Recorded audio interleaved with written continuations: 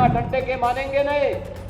आप देख रहे होंगे बंगाल जल रहा है, वहां की मुख्यमंत्री चुप है, दंगाइयों को शांति दूत कहती है। अरे लातों के भूत बातों से कहां मानने वाले हैं। कांग्रेस मौन है, समाजवादी पार्टी मौन है, टीएमसी मौन है। अगर उन्हें बांग्लादेश अच्छा लगता है तो उनको बांग्लादेश ही जाना चाहिए। क्यों भारत की धरती पर बोझा बने हुए हो। बिना डंडे के मानेंगे नहीं। आप देख रहे होंगे बंगाल जल रहा है, वहां की मुख्यमंत्री चुप है, दंगाइयों को शांति दूत कहती है।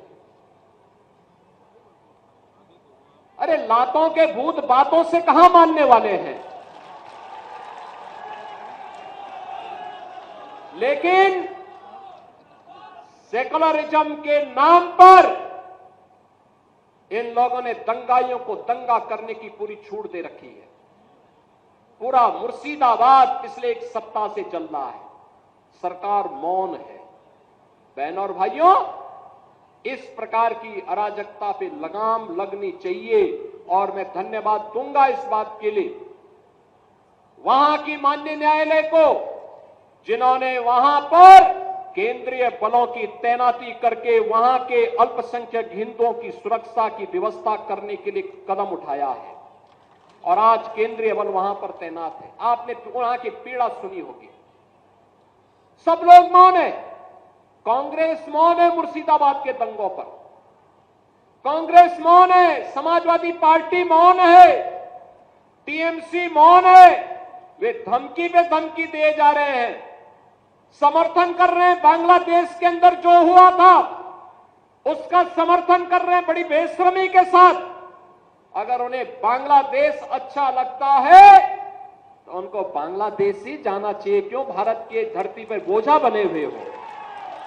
क्यों भारत की धरती पे बोझा बने हुए हो।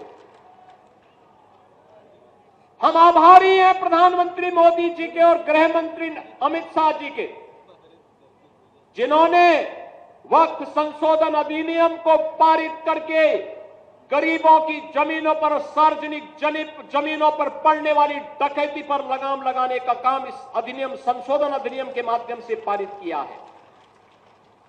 अब ये जमीन जो वापस आएगी, बहनों और भाइयों, इसमें हॉस्पिटल बनेंगे, इनमें गरीबों के लिए मकान बनेंगे, हाई राइज बिल्डिंग बनेगी,